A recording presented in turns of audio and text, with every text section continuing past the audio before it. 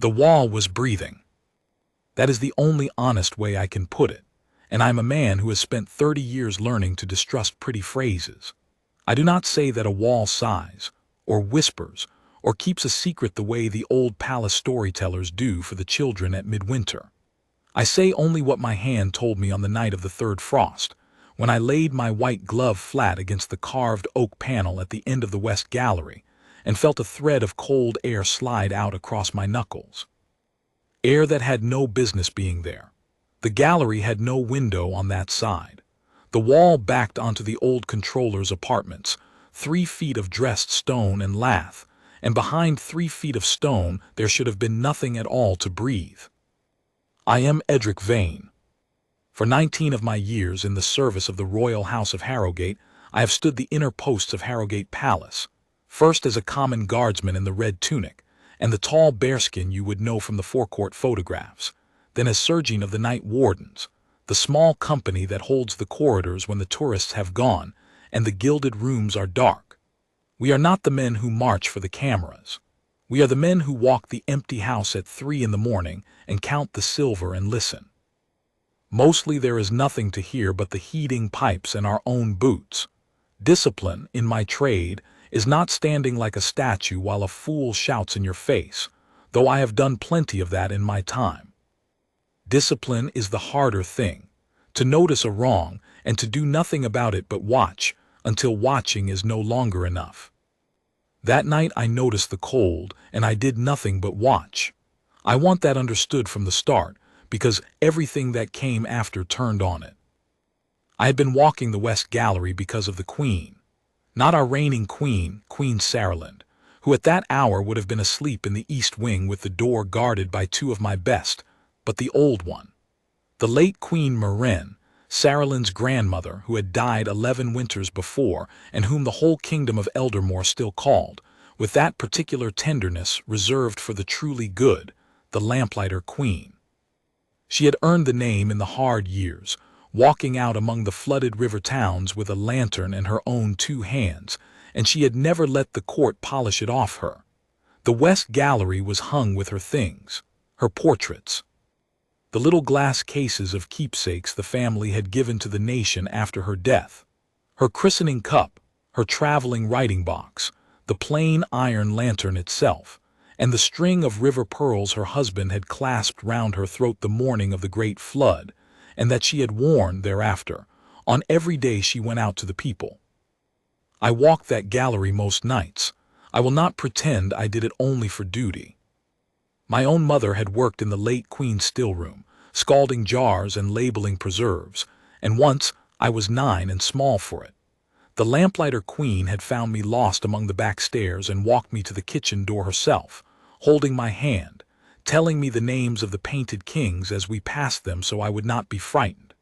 She did not know I was a servant's boy, or she knew and did not care, which with her amounted to the same thing. I have stood a great many posts in her house since, for her granddaughter, and I have never once walked past her portrait without a small private straightening of the spine. So when I tell you the wall was breathing under her painted eyes, you will understand that I was paying attention. The cold came from the seam between 2 panels low, where a man's knee would be if he knelt. I knelt. I am 60 next spring and my knees announce it, but I knelt and put my face to the wood and breathed in, and under the beeswax and the old house smell of cold stone there was something else. Lamp oil. Faint and clean and quite impossible, because there had not been an oil lamp lit in that gallery in my lifetime. They were electric now, every one, the flames long retired into glass for safety. Lamp oil, behind a wall that backed onto the apartments of Lord Casmir Thorne, Comptroller of the royal household, keeper of the privy purse, the most trusted man in the palace and the last man in the kingdom anyone would think to suspect of anything at all. I stood, my knees told me about it.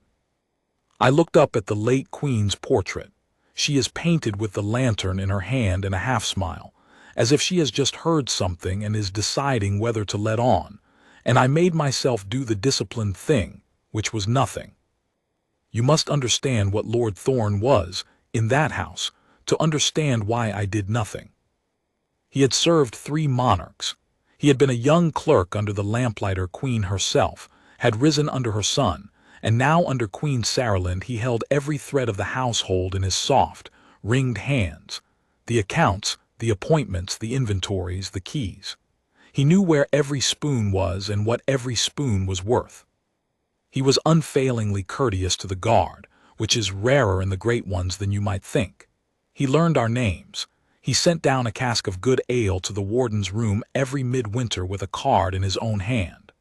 The court loved him because he made their lives frictionless. The queen trusted him because her grandmother had trusted him, and because in 11 years of widowed, careful rule, he had never once given her cause not to. To go to anyone, to my own captain, even and say I smelled lamp oil through a wall, and I think the Comptroller is hiding something would have been to end my service that same week, and rightly, on the evidence of a draft. So I noted the place, I noted the hour, I marked in the small black book every warden carries the words W. Gallery, end panel, cold seam, oil 03. 11 and nothing more, no conclusion, because a warden's book is a record of facts and not of fancies. And I walked on, and I finished my round, and I said nothing to anyone. That is the part I am least ashamed of and most often asked about. People want to know why I did not raise the alarm. They imagine the loyal guardsman flinging open doors and crying treason. But a man who cries treason on a draft is not loyal. He is a fool, and a dangerous one, because he spends the kingdom's trust on his own nerves and has none left when it matters. The old sergeant who trained me, a granite-faced northerner named Holloway, used to say that the guard's first weapon is not the rifle but the closed mouth, and his second is the open eye, and a man who reaches for the first before he has used the second will shoot the wrong thing every time. I had an open eye and a closed mouth. What I did not yet have was a single fact that could survive being spoken aloud in daylight. So I went looking for one, quietly, the way you are taught. For 11 nights I walked the west gallery and laid my glove on that panel, and on 8 of them the wall was still, and on 3 it breathed. I learned its hours. The cold seam woke a little after 3 and was gone by 4, which is the deadest part of the night, the hour when even the most watchful house lets its guard down. I learned that the breathing came only on the nights Lord Thorne dined in and retired early, never on the nights he was away. And I learned, by pacing the gallery and then pacing the corridor of the old Comptroller's apartments on the far side and counting my steps both ways, that the two did not add up. There were 11 feet of wall in the gallery that simply did not exist on the other side. 11 feet of palace that, on every plan in the surveyor's office, and I went and looked, on a daylight pretext about damp, was drawn as solid stone. 11 feet of nothing, breathing lamp oil, behind the portrait of the only queen who had ever held my hand. I needed a second pair of eyes, and I needed them careful, and I needed them to belong to someone who could not be talked round by Lord Thorne over a glass of his good wine. That ruled out most of the household. It did not rule out Bryn Castellan. Castellan was the youngest of my wardens, 4 years in the service, a quick dark-eyed lad from the river towns who had come to the palace, the way the late queen's children of the flood often came, on a scholarship she had founded for them, and that bore her name. He was clever in a way that made his elders uneasy, because he asked the question under the question, and he had a memory like a steel drawer. Tell him a fact once, and it was filed and findable forever. I had nearly broken him of asking too much in his first year. I was glad now that I had only nearly. I took him aside in the warden's room before the next night's round, gave him the ale that Lord Thorne himself had sent down at midwinter. I confess I enjoyed that, and told him to lay his own hand on the panel and tell me what he felt, and nothing of what I had felt, because a witness-led is no witness at all. He knelt, he breathed, he stood, and his face had gone still in the particular way of a young man deciding he is now in something serious. "Lamp oil," he said. "And the wall's wrong, Serjeant. There's room behind it. I paced the controller's side last week for the damp survey, same as you did. I saw you'd had the same thought, the way you walked it and the corridor's short. There's a piece of the house missing. He looked at the late Queen's portrait, then back at me, and lowered his voice, though we were quite alone. How long have you known? 11 nights. And you've told no one? I'm telling you, I said. And I'll tell you why I've told no one, because you'll need to know it if you're going to stand in this with me. We have a draft of cold air and a smell and a count of steps. Against that we have the most trusted man in the kingdom, 50 years of unbroken service and the Queen's own confidence. If we speak now, we lose. He explains the wall in one sentence: an old flue, a sealed closet, a damp course he had bricked up himself, and we are the 2 wardens who accused the controller on a whiff of paraffin. He need not even punish us. The court will do it for him with a smile for years. So we do not speak. We watch and we wait, and we get a fact that walks in daylight. Can you wait, Bryn? He was 26, and the river pearls in the glass case behind us had paid his school fees, in a manner of speaking, and I watched him want to break a door down, and I watched him master it. That mastering was the thing I had been waiting 4 years to see in him. I can wait, he said. So there were 2 of us watching now, which is not twice the strength of one but 10 times it, because a single man who notices a wrong begins, in the small hours, to doubt his own senses, and a second man is the proof that he is not mad. We watched for 3 weeks. We were very disciplined and very patient, and it nearly cost us everything, because while we were being patient, Lord Thorne began, quietly, courteously, in his frictionless way, to empty the West Gallery. It began with a memorandum, which is how all the worst things in a palace begin. A single sheet of household paper, signed in Lord Thorne's elegant hand, posted to the surveyor and copied, as a courtesy, to the captain of the guard, who showed it to me because it touched my posts. In view of the coming refurbishment of the West Range, it read, asterisk, and to protect the late Queen Marenne's bequest from dust and disturbance. The contents of the gallery cases are to be removed to the secure store under the controller's seal, and the gallery closed to all rounds until the works are complete. I read it twice. It was a perfect document. Every word of it was reasonable. There was indeed a refurbishment scheduled for the West Range. Lord Thorne had scheduled it himself, 3 months before, with the Queen's blessing, and no one could say now whether the wall had bred the schedule or the schedule had been bred to bury the wall. And the keepsakes would indeed be safer in a sealed store than in glass cases along a corridor full of dust and tradesmen. There was nothing to object to. There was only the small fact, invisible to anyone but 2 wardens, that the memorandum would empty the 1 room in the palace we had reason to watch, close it to our rounds, and place the late Queen's treasures, the cup, the writing box, the iron lantern, the river pearls, under the personal seal of the very man whose wall was breathing lamp oil. He's moving them, Castellan said when I showed him. He had gone white. Serjeant, he's moving them into reach. Once they're in his store under his seal, who counts them? Whoever opens the late Queen's bequest. Once a year on her birthday, the family lays a flower by the cases, and the cases are full and everyone is satisfied. If the cases are in a sealed store, no one lays a flower. No one looks. He could. Stop, I said, and think. What do we have even now? He stopped, he thought. It was a struggle for him. The river towns are loyal beyond reason to the Lamplighter Queen, and the boy wanted to put his shoulder to a door. We have nothing, he said at last, bitterly. We have a memorandum that does a good deed. If we object to protecting her treasures from dust. Yes, and so we do not object. We do better than object. I had been turning it over for an hour before I called him, and the shape of the thing had come to me, as the shapes do, out of the discipline rather than against it. A bequest cannot be moved without an inventory, Bryn. It is the law of the household, has been since before Thorne was born. Nothing of the crown's moves from one place to another without 2 officers checking it against the rolls, item by item, signature by signature. He cannot seal a single cup into that store without a warden of the guard standing witness to the count. It is not his choice to allow us. It is our right to be there, and we will exercise it. I saw it land in him. The patience and the action fused into one thing, which is the whole secret of the trade and which I had never been able to teach him in words. You do not break the door. You walk in through the door that is already, by ancient right, open to you, and you keep your eyes on the count.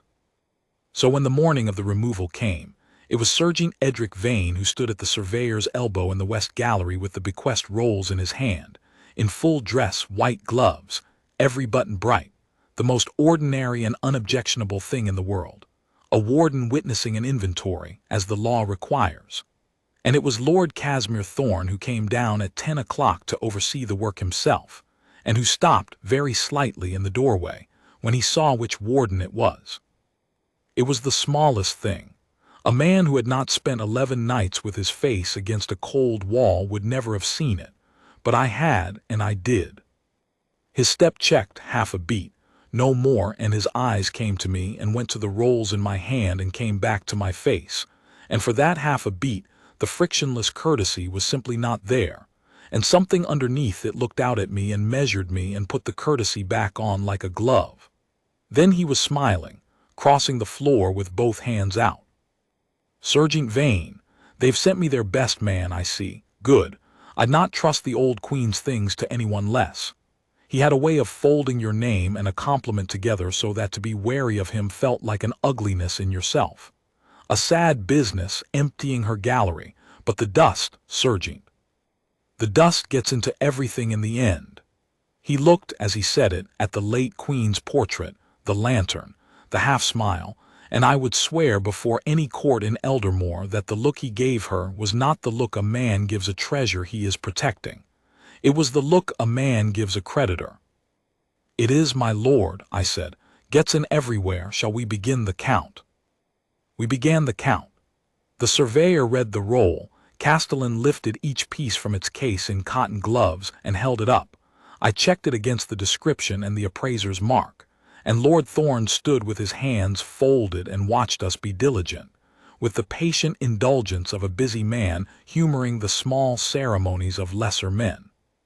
The christening cup, silver gilt, the Harrowgate cipher, the appraiser's mark on the foot, present and correct, the traveling writing box, rosewood, brass corners, the late Queen's monogram inlaid in the lid, present and correct. A dozen smaller things, brooches and a prayer book and a child's choral rattle that had been hers as an infant, present. Lord Thorne grew, very slightly, easier. I could see the count going as he expected it to go, each item ticked, the morning sliding toward its tidy conclusion, the cases emptying into the padded crates that would carry the bequest to his sealed store. Then we came to the river pearls. The roll described them precisely, because the late Queen had loved them and the family had been careful. A necklace of river pearls, 41 in number, graduated on a clasp of white gold worked in the form of a lantern, the clasp bearing on its reverse the smith's mark and the date of the great flood. Castellan opened the case. The pearls lay on their bed of gray velvet, soft and irregular and faintly golden, exactly as she wears them in the portrait above us. He lifted them. He turned them in the light, and I watched his quick dark eyes run down the strand and stop, and run back up it and stop again, and I knew before he spoke that the count had broken. "Serjeant," he said, very level, very careful, the way I had taught him, "I make it 39. The room changed temperature.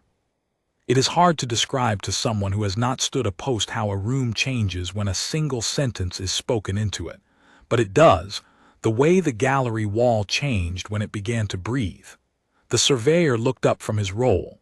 Lord Thorne unfolded his hands. "Count them again," I said. Castellan counted them again, aloud, his cotton fingertip moving pearl to pearl while the rest of us stood as still as I have ever stood at any post. 38, 39, he looked up. 39, Serjeant. The roll says 41, there are 2 pearls short, and he tilted the clasp to the window light and his jaw set. The clasp's been opened and reworked. Recently. There's bright metal where the strand's been reknotted. The dust hasn't reached it. Now you must understand the discipline of the next moment, because everything turned on it, and it would have been so very easy to fail. I had 11 nights and 3 weeks of certainty in me. I had a breathing wall and a smell of lamp oil and a man's checked step in a doorway, and now, in my hand, against the roll, 2 missing pearls and a clasp opened by a recent hand. Every nerve I had wanted to turn to Lord Thorne and say the word that had been sitting closed behind my teeth for a month.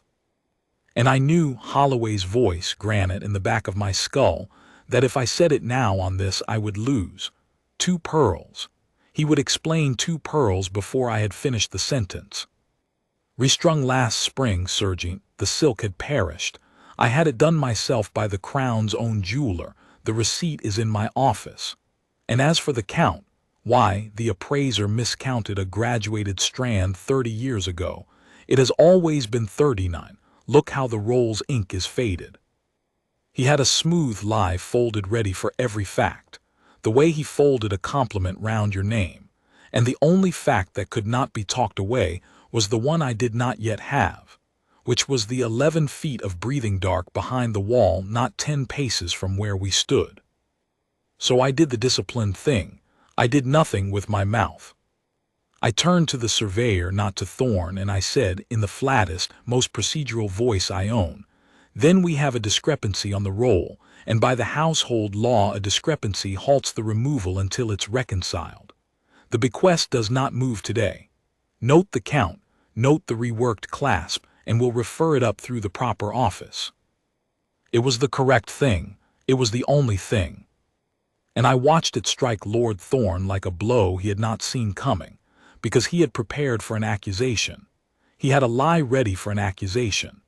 And instead he got a procedure, dry as a ledger, that quietly froze his treasures in their cases and his plan in its tracks, and against which he could say nothing at all without seeming to argue for hurrying the late Queen's pearls out of sight while 2 of them were missing. "Of course," he said after a pause exactly 1 beat too long, "of course, procedure must be observed." The smile was back, perfect, warm. "I'll have my office produce the jeweler's receipt for the restringing. There was a restringing last spring. The silk had gone. That'll account for the clasp, and very likely for the miscount too. These old graduated strands are the devil to number." He had reached the lie even faster than I'd feared. "A storm in a teacup, Serjeant, but you're quite right to be thorough. Her Majesty's grandmother would have wanted nothing less." He inclined his head to the portrait and to me, and went out unhurried, a busy man returning to his work. When the door had closed, Castellan let out a breath that shook. "He had the receipt ready before you'd finished," he whispered. "He had it ready before he came down this morning," I said. "He has had it ready for years. That is what he is. Put the pearls back, lock the case, seal it with the warden's seal as well as the surveyor's, and let us go and be very calm somewhere private, because we have just told the most dangerous man in the palace that we can count." The jeweler's receipt arrived on my captain's desk within the day. It was, of course, perfect. The Crown's own jeweler, a respectable house 3 streets from the palace, had restrung a necklace of river pearls the previous spring at the order of the Comptroller's office, the silk having perished. The work had been done in the jeweler's own premises and the necklace returned under seal. Here was the docket, here the date, here the signature. My captain, a decent, tired man named Aldous Quill, who wanted nothing in his last years before pension, but for the corridors to be quiet, read it to me with relief in his voice and a touch of reproach. "There, Edric, restrung. That's your clasp explained, and likely the count too. Thorne says the appraiser muddled a graduated strand in the old Queen's day, and it's been carried wrong on the roll ever since. He's asked the jeweler to re-examine and certify the proper number. Very correct of him. He's not annoyed with you, you understand. Quite the opposite. He told me himself he was glad of a warden thorough enough to halt a removal over 2 pearls. Said it did the guard credit." Quill set the docket down. "Let it go now, you've done your bit. Don't make a feud of it." That was the cleverness of the man. He had not punished me. He had praised me through my own captain, who carried the praise to me like a gift, and in praising me he had drawn the sting from the only thing I had said aloud, so that to push further would now look to my own captain like a warden who could not take yes for an answer. If I went a quill again, I would be the one making a feud.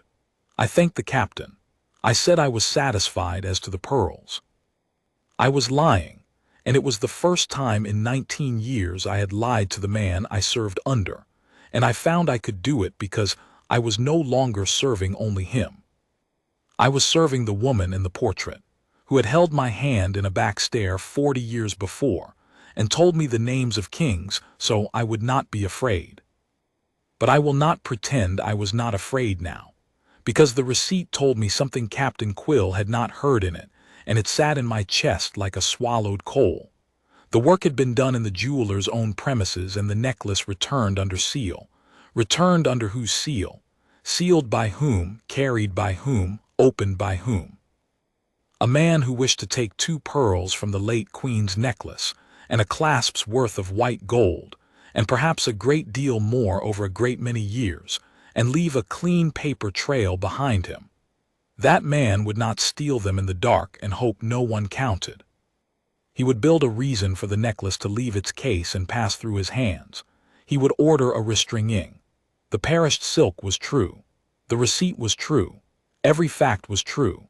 And inside the box of true facts, between the case and the jeweler and the case again, the necklace had passed for a day and a night through the sealed reach of the Comptroller's office, and come back 2 pearls and a clasp lighter, with a document to prove the journey was innocent. He had not been hiding a theft. He had been laundering one. For how long, I did not yet know. But that night Castellan came to me in the warden's room with the steel drawer of his memory pulled wide open, and what he had found in it turned the swallowed coal to ice. I went back through the household movement dockets, he said, quietly. I've a friend in the surveyor's office owes me a favor and asks no questions. Every time something of the late Queen's bequest has left its case, for cleaning, for restraining, for an exhibition loan, for a royal portrait sitting, for the last 9 years. Do you know how many times that is, Serjeant? Tell me. 31. 31 movements in 9 years. And every single one of them, he laid the list on the table between us, his finger going down the column, ordered through the Comptroller's office, authorized by Lord Thorne or sealed by Lord Thorne or carried under the Comptroller's seal. Cleaning, restraining, conservation, a loan to the National Museum that the museum's own records say they never received and quietly let drop rather than embarrass the palace. 31 times the old Queen's things have passed through his hands, each time with a perfect reason, each time with a perfect docket. And he started, the boy's voice cracked, just once and steadied. He started the year she died. The first movement is dated 11 weeks after the Lamplighter Queen's funeral. Before that, in all the years she was alive, her things never moved at all. She'd not have allowed it. She kept them about her. The moment she was in the ground, they began to travel. We sat with that a long time, the 2 of us, in the small bright room with the kettle ticking. 31 movements. 9 years. A theft so patient, so dressed in procedure, that it had hidden in plain sight inside the very machinery built to prevent it. He had not stolen against the system. He had stolen with asterisk it, made the system his accomplice, so that every honest officer who signed a docket signed a little piece of the crime without knowing, and would defend it as their own good work if challenged. That is the most dangerous kind of thief there is. The smash-and-grab man fears the guard. This man had made the guard his witness. Why, Castellan said at last, he's the Comptroller, he's rich. He could buy a string of pearls. Why her things? Why the old Queen's of all the silver in the palace? I had wondered that too on the cold nights, and I had a guess, though I did not like it. Because the rest of the silver is counted, I said. The state plate, the regalia, the things the kingdom watches, those are audited and photographed and insured, and the whole court would know in a day if a salt cellar went missing. But a dead woman's keepsakes. A bequest no one opens but once a year to lay a flower. Beloved, yes, beloved beyond price, but unwatched. He chose her things precisely because she was loved and dead. The love kept the cases respected. The death meant no one ever looked inside them. He hid behind her good name, Bryn. He has been hiding behind her good name for 9 years. That is the part I will not forgive, beyond the pearls and beyond the gold. A man may steal from greed. To steal from a dead woman's grave, because the whole kingdom's love for her is the lock that keeps the door shut, that is a different sin. The boy's face, when I said it, was a thing I will remember to my own grave. The river towns had given the Lamplighter Queen a kind of love that has no equivalent among the comfortable. She had come to them in the black water with a lantern. His own grandmother, he had once told me, kept a cheap print of her over the hearth and crossed herself by it. And here was the man who had been feeding on that love for 9 years, the way a worm feeds inside a sealed fruit, leaving the skin bright and the inside hollow. "Then we take it to the Queen," he said. "Now, tonight, Saralind loved her grandmother more than anyone living. We take her the list, the count, the dockets." "And he explains everyone," I said. "Bryn, listen to me, because this is the hardest thing I will ever ask of you, and it is the whole of the trade. We still do not have it. A list of movements is not a theft. Every docket is genuine, he made sure of that. The 2 pearls are an old miscount, and tomorrow the jeweler's certificate will say so, and the jeweler believes it because the jeweler restrung what he was given. We have a pattern. A pattern is a thing a clever man can argue is diligence. I have cared for her bequest more than any controller before me, Serjeant. I have had it cleaned and conserved 31 times, and you call my care a crime. Take that to the Queen, and you do not wound him. You arm him." He weeps over her memory. He produces 31 perfect dockets, and by morning 2 wardens are dismissed for slandering the most loyal servant of 3 crowns, and the West Gallery is sealed forever for its own protection, and the pearls and whatever else is behind that wall are gone in a week, abroad, melted, sold, beyond any finding. We would not save her things. We would bury them with our own hands. Then what is enough? He was almost shouting in a whisper. What in God's name is enough, Serjeant, if a pattern of 31 thefts isn't enough? "The chamber," I said. 11 feet of breathing dark behind a wall that every plan in the palace swears is solid. That is the one fact he cannot fold a lie around. He can explain a docket, a pearl, a clasp, a count. He cannot explain a hidden room full of a dead queen's stolen things, found by the Queen's own guard, witnessed and inventoried on the spot. That walks in daylight. That is what we have been waiting for. And now," I said, "we are going to have to get into it, which is, you understand, the one thing in this whole house I have no right whatsoever to do." Because that was the trap closing on the trap. The chamber was the only proof. And to get into it I would have to break, not a procedure I could shelter under, but a real door, a sealed wall, the privacy of a great officer's apartments, on my own authority, with nothing in writing, against the express memorandum that had closed the gallery to my rounds.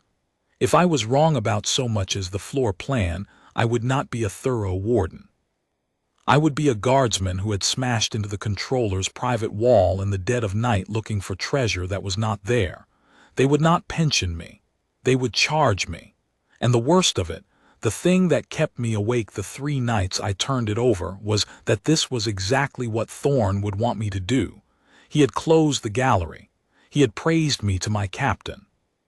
He had set everything so that if I moved on instinct, on certainty, on the open eye without the closed mouth, I would destroy myself and clear his name in the same stroke, and he would mourn me prettily and have the wall quietly bricked up for good.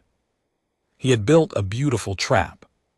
The only way through it was to be more patient than a man can stand to be. And then, at the one right moment, to be faster and harder than he could ever expect from a man who had been patient so long.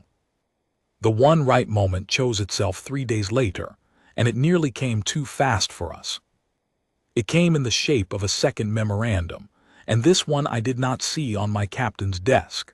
Castellan brought it to me from his friend in the surveyor's office, a photograph snatched on a telephone, and his hands were unsteady. Lord Thorne had moved the refurbishment forward. The works on the West Range, scheduled for the spring, were now to begin in 4 days' time. to take advantage of contractors' availability.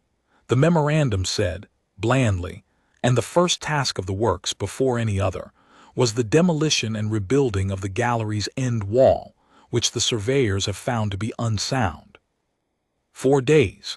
Then men with hammers on his authority, with the Queen's blessing and a sound structural reason, would open the breathing wall in broad daylight, in the ordinary course of building works, and whatever was behind it would simply be there, an old void, a forgotten store, to be cleared and skipped and carted away by honest laborers under the Comptroller's eye, with nothing left to find by the time anyone thought to look.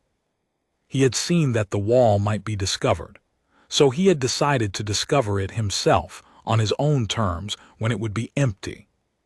He's emptying the chamber, Castellan said. Tonight, tomorrow, the next night. He has to. He can't let the contractors find it full. He'll move everything out under cover of the work's preparation, and then open a clean, empty void for them to demolish, and there'll be nothing left but a warden's daft story about a draft. He gripped the edge of the table. We've run out of waiting, Serjeant. If we don't go in before that wall comes down, it all goes with the rubble. He was right. The patience was over. That is the thing the trade does not tell you when you are young and learning to stand still.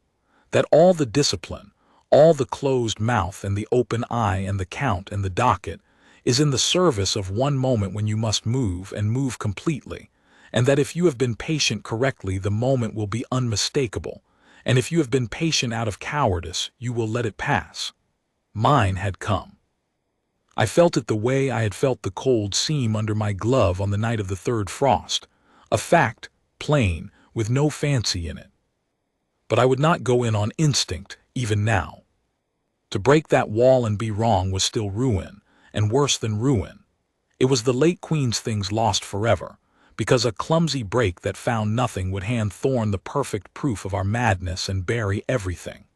So I did, in the last day of waiting, the two things that turned a guardsman's hunch into a thing that could stand in daylight, and they were the two hardest things of all, because both required me to trust another human being with a secret that could destroy me. The first was the wall itself. I needed to know, not guess, that the void was reachable and that what was in it was hers. I went in daylight on an honest pretext to the one old man in the palace who knew its bones better than the plans did. Mr. Pell, the retired clerk of works, 81 years old, who had kept the fabric of Harrowgate for 40 years and now lived in a grace and favor set under the eaves and was wheeled down to the staff dining room for his dinner. I sat with him over the soup. I did not tell him why. I asked him, as if it were idle curiosity about the old building, whether there had ever been a room at the end of the west gallery where the wall now ran solid. And the old man's spoon stopped, and his rheumy eyes went bright and far away, and he said, "The lamp room. Course there was. The old Queen's lamp room, Queen Marenne, God keep her. She'd her oil lamps brought in there to be trimmed and filled in the old days before the electric, when she still kept the real flames for her walks. Sweetest little room. Lined it herself. They sealed it up when she died, the Comptroller's order, save the heating, no one used it. Why, lad, you're not pulling it about in this refurbishment. There's good paneling in there. Her own hands chose it. The lamp room. That was the lamp oil through the wall, not a thing carried in, but a thing that had soaked into the paneling of a small sealed room for 40 years and breathed out, faintly, on cold nights, the last living trace of her. And Mr. Pell, without knowing it, had just told me 3 things no court could shake. That the chamber existed, that the Comptroller himself had ordered it sealed the year she died, and that it had a door, an old door, paneled over in the end wall of the gallery, just where my knee had touched the cold seam.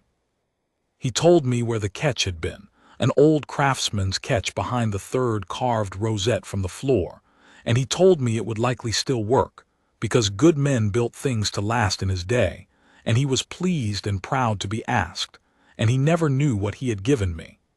I have carried that small dishonesty with the old man as a debt ever since, and paid it as I could. The second thing I did was the one that frightened me more than breaking the wall. I went, the night before the contractors were due, not to my captain, and not to the Queen, but to the one person in the palace whose word could neither be folded into a lie by Lord Thorne nor brushed aside by a tired captain wanting quiet. The mistress of the late Queen's household, the Dowager Lady Winifred's 80 years old, blind in one eye, who had been the Lamplighter Queen's companion for 50 years, and who alone of all the court had never once been charmed by Casmir Thorne, because she had known him as a clerk, and remembered, she said, that even then his accounts were always a little too perfect. I will not soon forget that interview. She received me in a small, overwarm room hung with more portraits of the dead Queen, propped very upright in a wing chair, her one good eye fixed on me like a hawk's. I had rehearsed a careful, hedged approach, a warden expressing a small concern about the bequest, nothing accusatory, feeling my way. She listened to about a minute of it and then rapped the floor with her stick. "Stop hedging, Serjeant. You did not climb 4 flights to an old woman's room at 10 at night to tell me you have a small concern about dusting. You think Casmir Thorne is robbing the grave. Say it plainly or go away." So I said it plainly. The cold seam, the lamp oil, the 11 missing feet, the 2 pearls, the reworked clasp, the 31 movements beginning 11 weeks after the funeral, the refurbishment brought forward, the wall coming down in 3 days.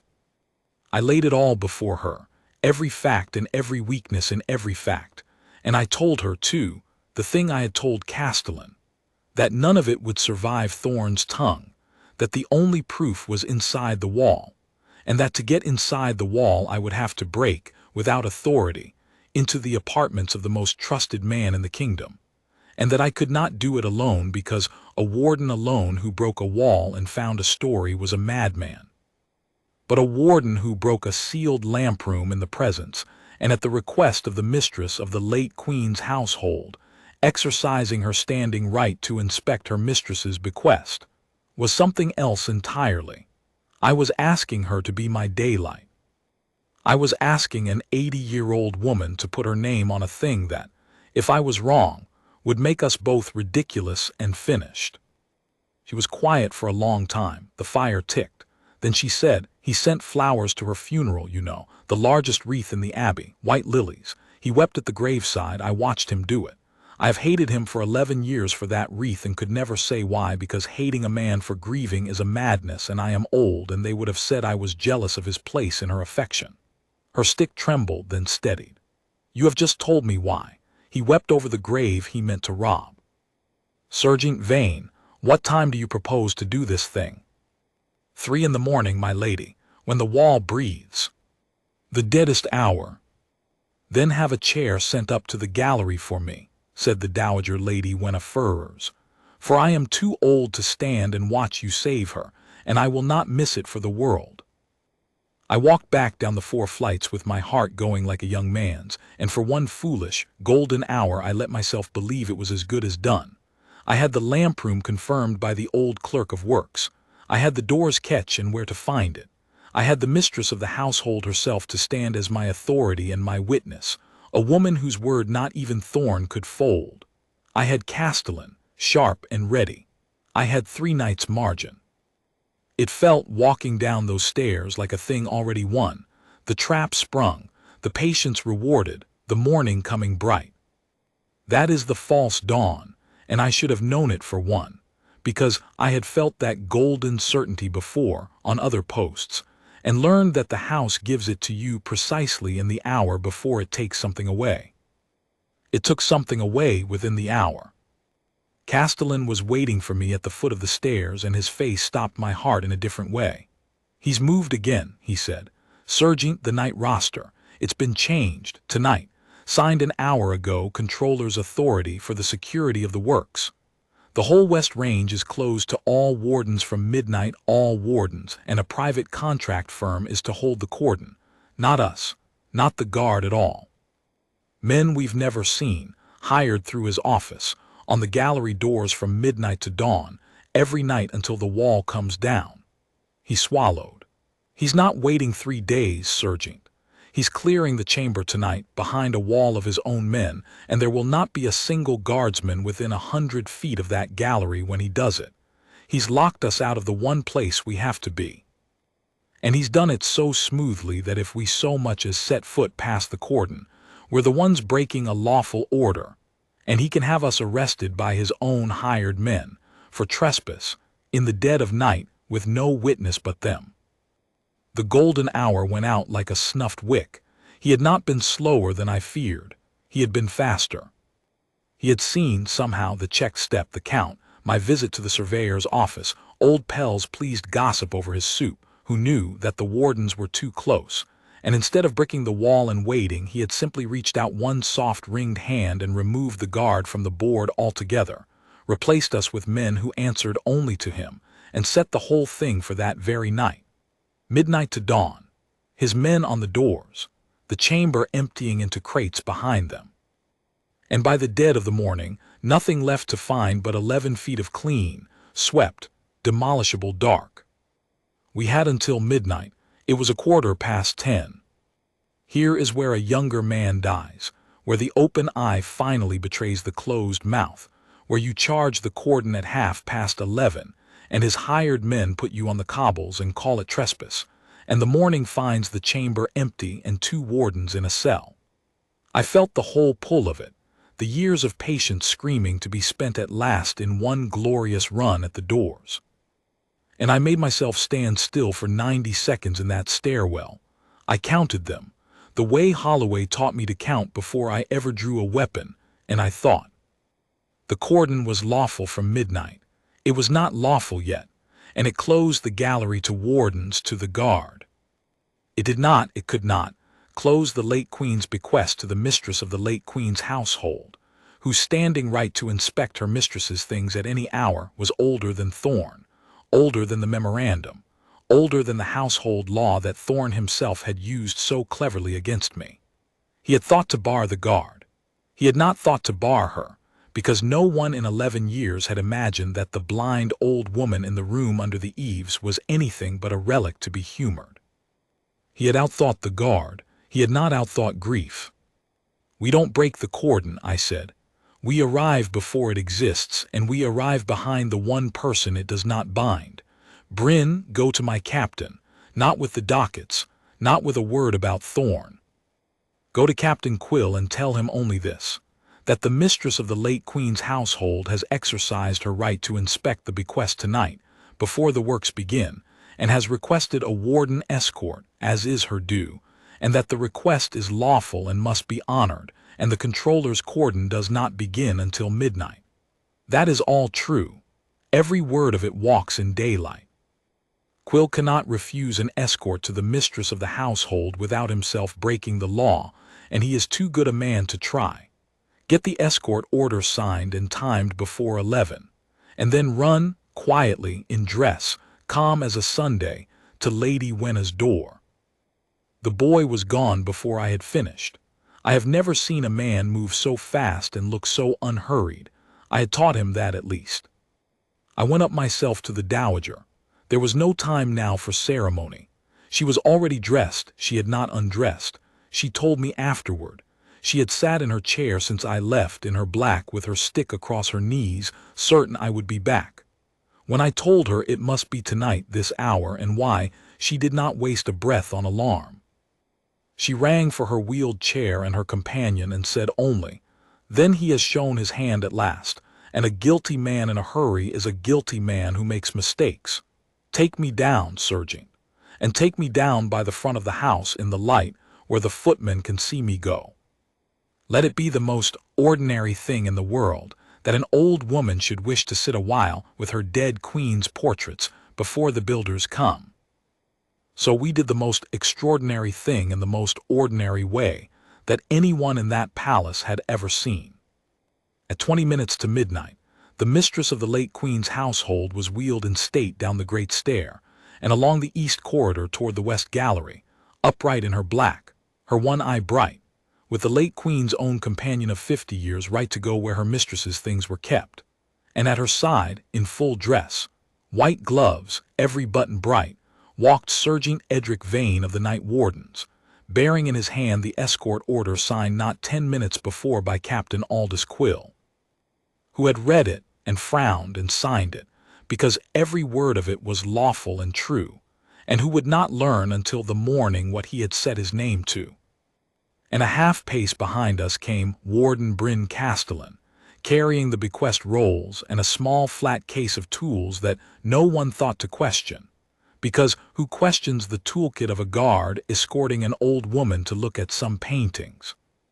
We came to the mouth of the West Gallery at 8 minutes to midnight, and there already stood two of them, the Comptroller's hired men, in plain dark clothes that were trying to look like uniforms and failing, broad men with the soft, watchful faces of private muscle, planted across the gallery doors a full quarter-hour before their cordon began. The larger of the two put up a flat hand. Galleries closed, Comptroller's orders. No admittance. And I felt behind me the whole thing balanced on a knife. The old woman, the boy, the rolls, the 9 years, the breathing wall, the woman in the portrait who had held my hand. One wrong word and we were trespassers and it was over. So I did not give him a word. I gave him the discipline. I stood exactly as I have stood 10,000 hours at 10,000 posts, still, level, eyes forward, the most immovable object in the kingdom. And I let the silence do its work for the space of 3 breaths, until the man's flat hand began, very slightly, to feel foolish in the air. Then I spoke, quite quietly, the way you speak to make a loud man lean in to hear you. Your cordon begins at midnight. It is not midnight. Until it is, you are 2 private men standing between the mistress of the late Queen's household and the bequest she has the lawful right to inspect, escorted by the guard of this palace under the captain's written order, which I hold in my hand and which you may read. If you lay so much as a glove on this chair, you are not securing a building site. You are a hired man laying hands on the Queen's grandmother's oldest friend, in front of her own guard, 8 minutes before you have any standing to be here at all. I have stood this post for 19 years. I will be standing it tomorrow, will you? It is a strange power, restraint, and I have spent a life learning it and still cannot fully explain it. I had no weapon in my hand and made no move toward one. I had only stood still and spoken low and reminded a hired man, very precisely, of exactly where he stood in the world and exactly how little of it would protect him in 8 minutes' time.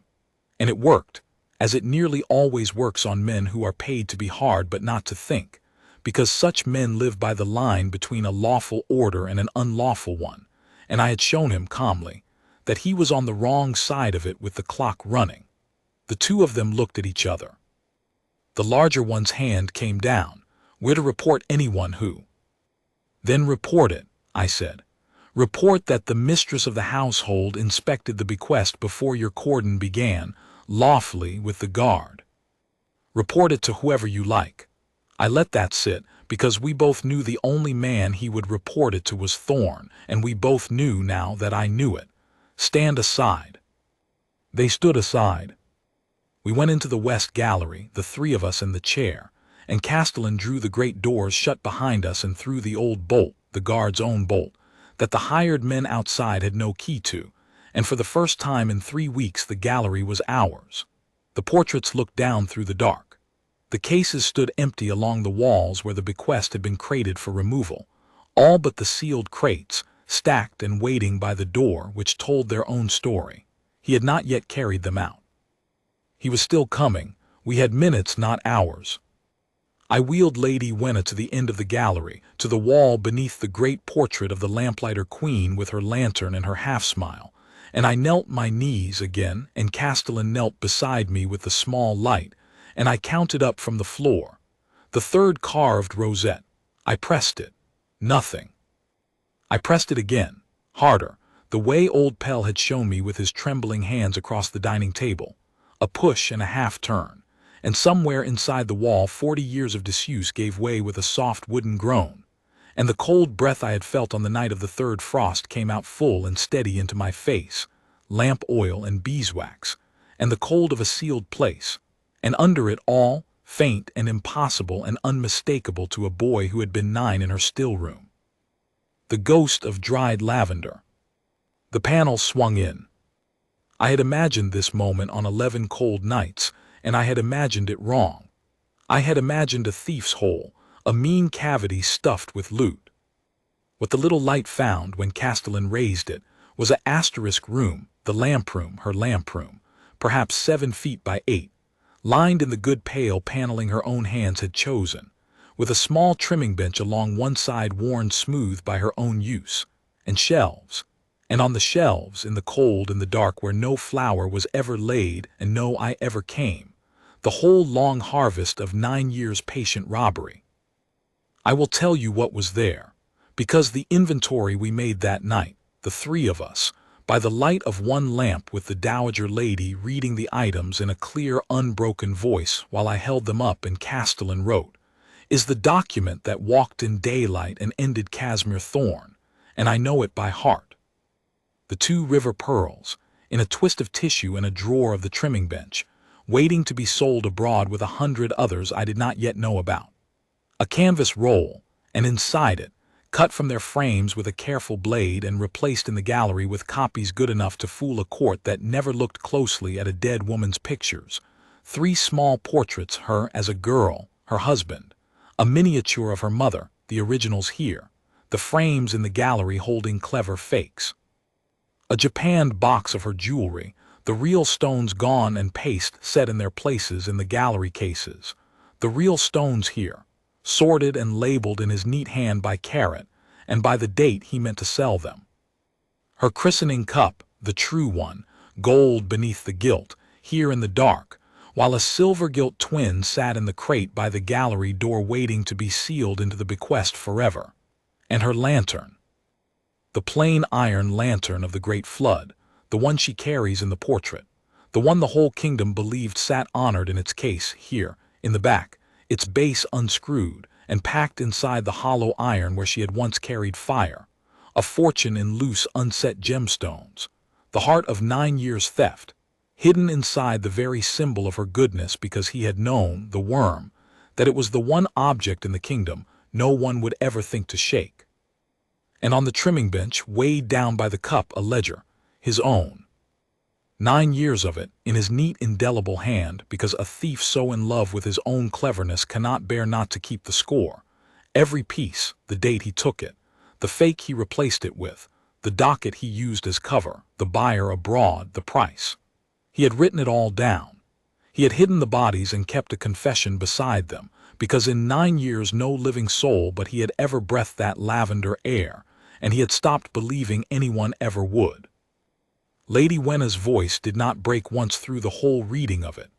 Only at the lantern, when I drew out the unset stones and held the empty iron up in the lamplight, did the old woman put her hand to her mouth, and I saw the single tear go down the side of her good eye, and she said, not to me, "Oh, my dear. Inside your lantern. He hid them inside your lantern, and then, steadier than I could have managed, write it down, Warden. Write down the lantern, write it all down." We had perhaps 4 minutes left, and I knew it, and I made us spend 2 of them doing the thing properly.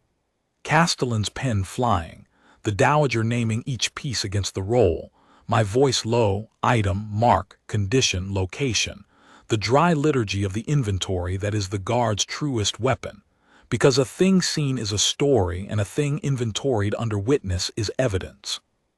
We were still writing when we heard, through the bolted doors, the soft, unhurried tread of a man who believed he was coming to an empty gallery to carry out his crates. Lord Casmir Thorne had arrived to rob the grave, and found the guard already in it. The tread stopped at the doors. The handle turned and met the bolt, and did not turn again. There was a silence on the far side of that door that I have never heard the like of, the silence of a man recalculating an entire life in the space of 3 seconds. Then his voice came through the oak, and it was the same warm, frictionless voice that had sent ale to the warden's room every midwinter. "Serjeant Vane, is that you in there? The gallery's closed, man. There's a cordon, you'll get yourself in trouble. Open up and we'll say no more about it." I did not answer. I have learned that there is a kind of silence that costs a guilty man more than any words, because into it he must pour his own guesses, and his guesses grow worse the longer the silence holds. I let him stand at his own door in the dark and guess.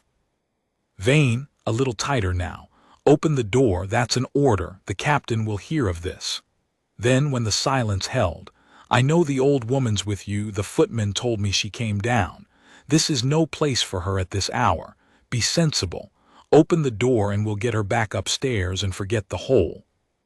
I nodded to Castellan. He drew the bolt and swung one leaf of the great door wide. Lord Thorne stood in the corridor in his evening dress, and behind him his 2 hired men, and for one moment before he had mastered it, I saw the thing under the courtesy come all the way to the surface and stay there naked, and it was not anger. It was the look of a man watching 9 years of perfect work fall, and under it, far down, something that might in a better man have been shame. He looked past me into the gallery. He saw the open panel at the end, the lamp burning in the lamp room he had sealed 11 years before, the dowager upright in her chair beneath the portrait with her one eye on him, and Castellan at the bench with the pen still in his hand and the open ledger, his ledger, beneath it. He was very good, I will give him that to the end. He did not run. Running was beneath him, and he knew his men were the only fast thing here, and that a guard who broke a wall might be made to look the criminal yet. He arranged his face into grave concern, and he stepped into the gallery as if he owned it, which until that hour he very nearly had. "Serjeant," he said sorrowfully, "I cannot imagine what has possessed you. Breaking into a sealed structure at night against a lawful order, dragging a frail old lady into your fantasy. Do you understand what you've done to yourself? I tried to protect you. I praised you to your captain. And this is—" his hand swept toward the open chamber and faltered just perceptibly as it took in how much we had already laid out on the bench. "This is a private store, a forgotten cellar of household oddments, and you have convinced yourself it's a treasure cave because you smelled a draft. I'll be kind. I'll say you've been overworked, but you will step away from that bench now, and you will give me what you've taken, and we will discuss your retirement quietly in the morning." He turned, smooth as oil, to the old woman. "Lady Wenna, he has imposed on you shamefully. Let me take you up." And here was the last and worst temptation of the whole long affair, and I want it set down honestly, because it is the heart of what the trade is. He had handed me an accusation, break the wall, charge at him, raise my voice, lay a hand on him, call him thief in front of his hired men, and every one of those was a door into his trap even now, even with his ledger open on the bench, because a guard who lost his discipline in the last moment could still be made the villain of the piece. The man who attacked the Comptroller, who terrorized an old woman with his theories, who must have planted the things himself.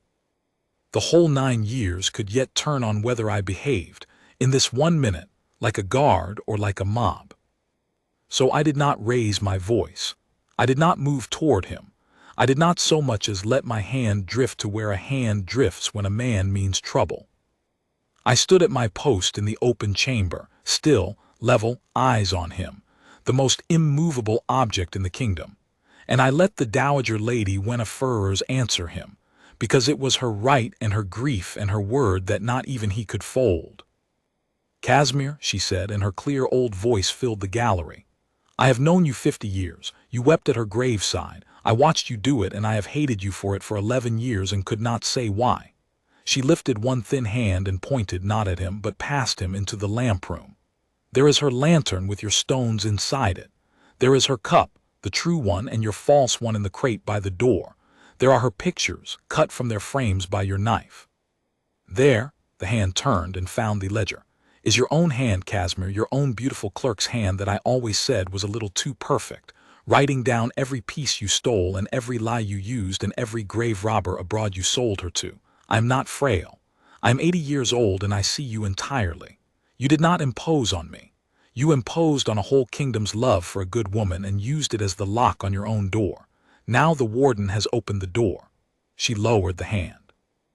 "There is nothing left for you to say that will not make a record of itself, so I should say very little if I were you."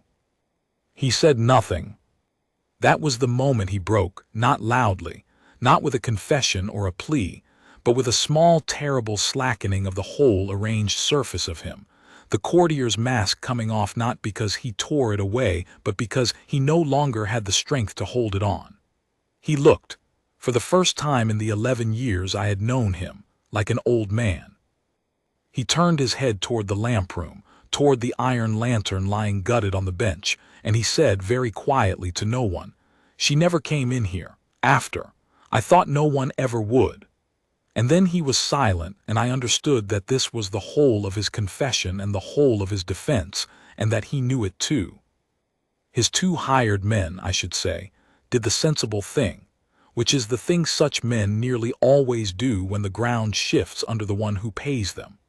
They melted backward into the corridor and were not seen again that night, and one of them, I learned later, was wise enough to make a clean statement to the proper office the next morning in exchange for not being charged alongside his master. Muscle hired by the day has no loyalty to spend on a falling man, and Thorne had never understood that, because he had spent his life among people whose loyalty he could buy with charm, and he had forgotten there is a kind that cannot be bought at all. It was standing in front of him in a red tunic, and it had just emptied his lantern. I did not arrest him. A warden does not arrest the controller of the royal household in a dark gallery on his own say-so. That, too, would have been a door into ruin, the guard exceeding his place. I did the disciplined thing, which was the procedural thing, which was, I have come to believe, very nearly the same thing as the right thing in a house built well. I sent Castellan at a run for Captain Quill and for the Queen's private secretary, and I had the gallery doors stood open and lit, and I posted myself at the threshold of the lamp room, and Lord Thorne sat, unresisting, in a gilt chair beneath the portrait of the woman he had robbed, and we waited, the 4 of us, in a silence that was no longer mine to use against him, but simply the silence of a thing that is over. The Dowager Lady Wenna would not be wheeled up to bed.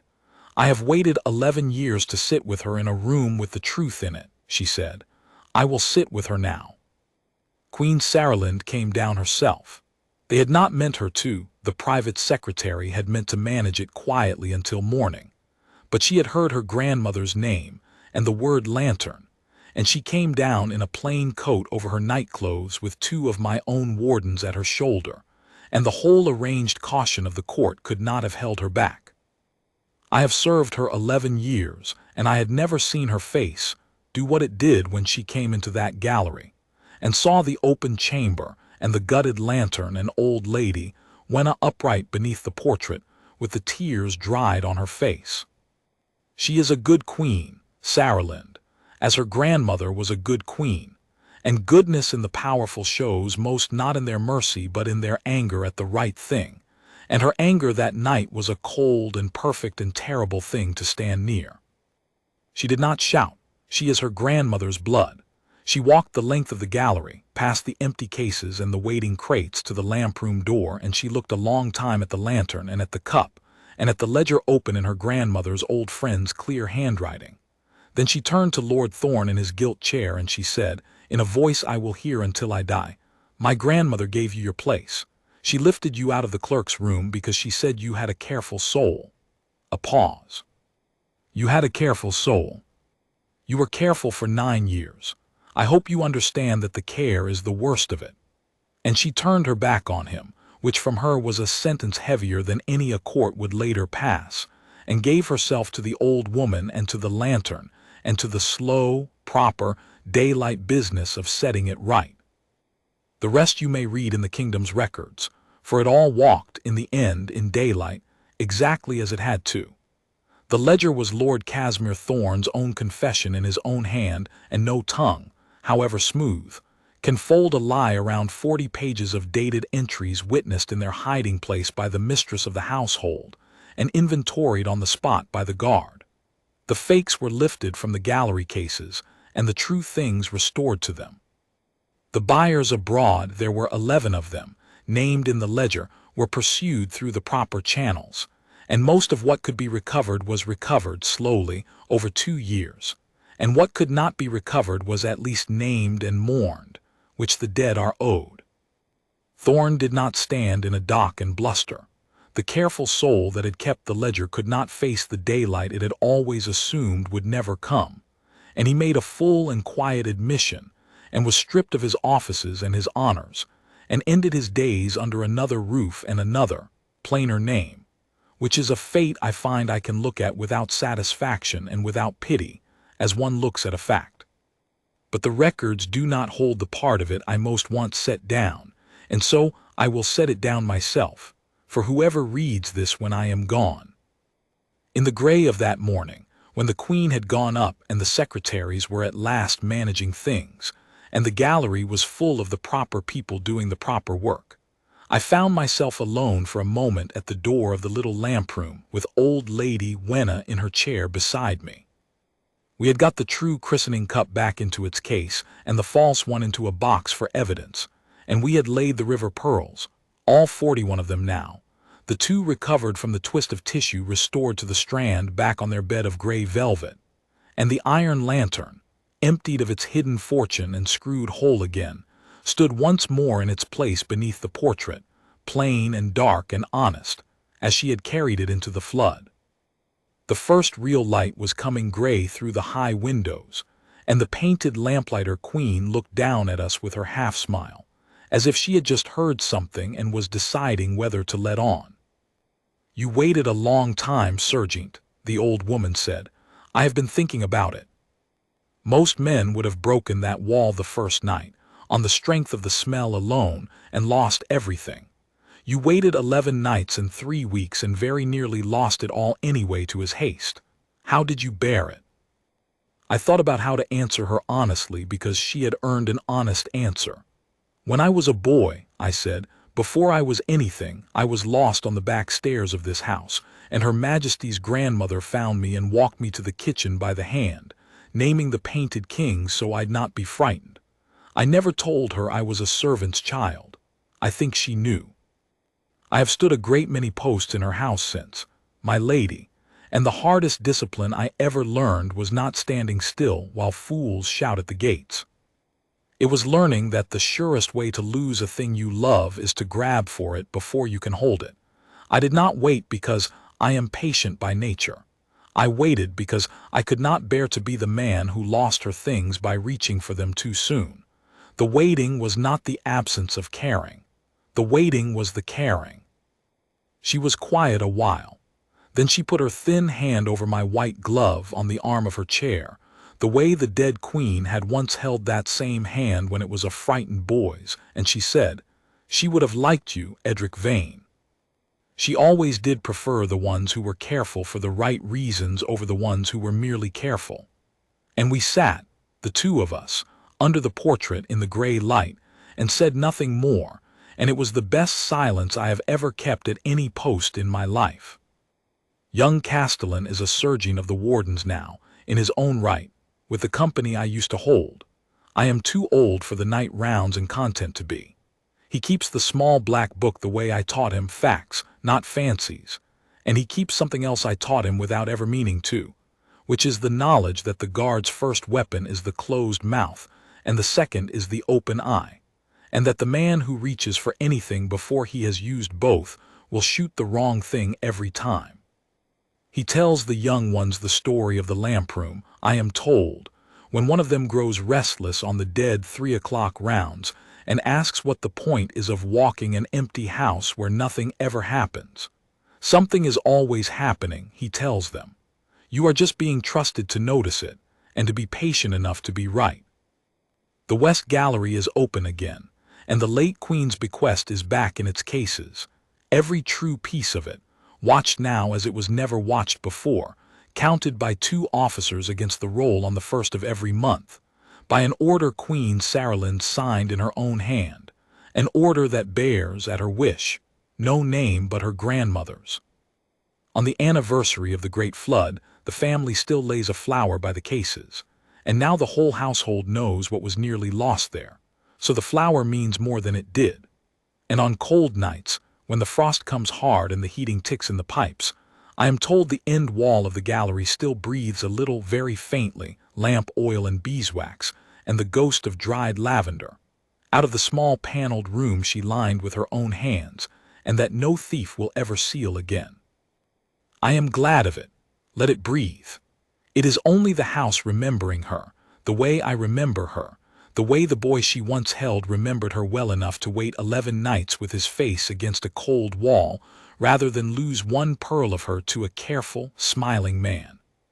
That is the whole of it, and it is true, every word, and it will stand in any daylight you care to bring to it. I have stood worse posts, I never stood a prouder one,